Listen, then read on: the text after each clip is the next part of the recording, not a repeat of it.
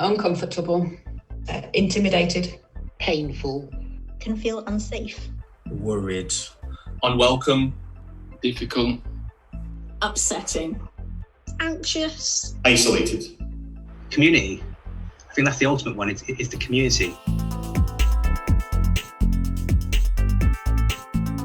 It's almost like football has its own rules and it doesn't live by the normal rules of society, which is just nonsense. I did stop going for a while. It wasn't just homophobic, it was anti-Semitic as well, wasn't it? And that made me go, I just can't be doing with this anymore. I can't take it in my stride as that I can just go to an away European match or even certain matches in the UK. I would be going with a group. I think a lot of people say things that are obviously homophobic at football grounds without necessarily realising the malice that they're actually causing. And when you overhear something that you identify with being used as an insult, it brings it down in your own estimation, whether you want it to or not. It's the casual homophobia you hear, the casual words that are just thrown out there.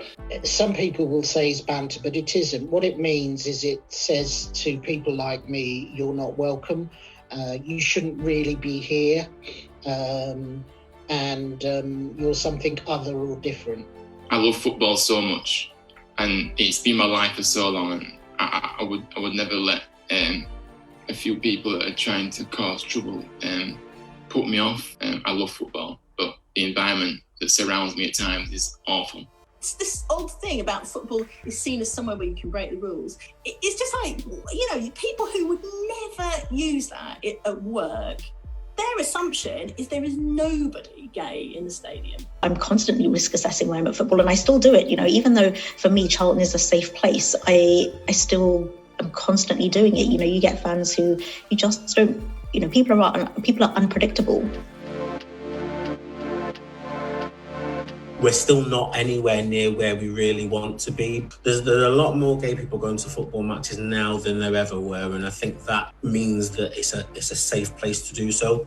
And it does take people to come forward as well. Has meant so much to me that the club and setting up for helping set up Fox's Pride has really made me feel comfortable going back to football and really feel part of that community. Feeling more included, feeling quite empowered now to go to a football match and enjoy myself and not be bothered as a black gay person. When I first got my flag up in the stadium, and it always brought a smile to my face, and when I looked over and I saw it, it makes me feel really happy and good inside. It's one of the safest places to be, really, because you're never going to be that far away from other Right-On fans, and you're never going to be that far away from the steward. Give it a try, because it's changed, and it still is changing. It really is.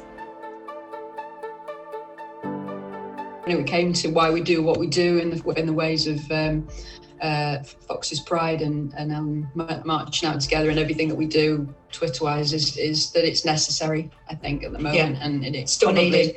It's still needed out there to highlight what people are still going through. We want to make football grounds, when we get back to it, a safe place for every single football fan.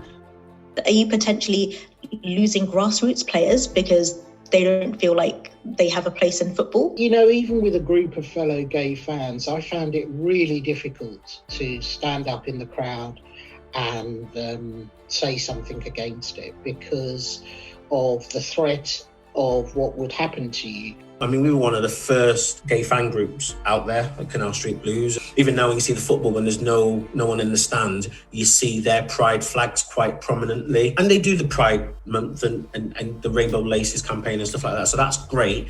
But there needs to be more. There needs to be more done by the clubs. But sadly, I do think until we have a Premier League footballer that comes out, it's going to be very, very difficult. A big moment will be when we have players coming out as gay. That will be a huge moment. Once it gets more normalised in the average fan's head, then it takes some of the power away. It's got to be made safer, and we've got to do a lot more to make football crowds and football more welcoming for people. I mean, and you know what? This is our game, and it belongs to us, and no one's going to take that away from us. Don't let that fear make you not go to games. I know it's easier said than done, but if you're out there and you're being proud of who you are, it's it inspires other people to be themselves as well. So it's really important to do that.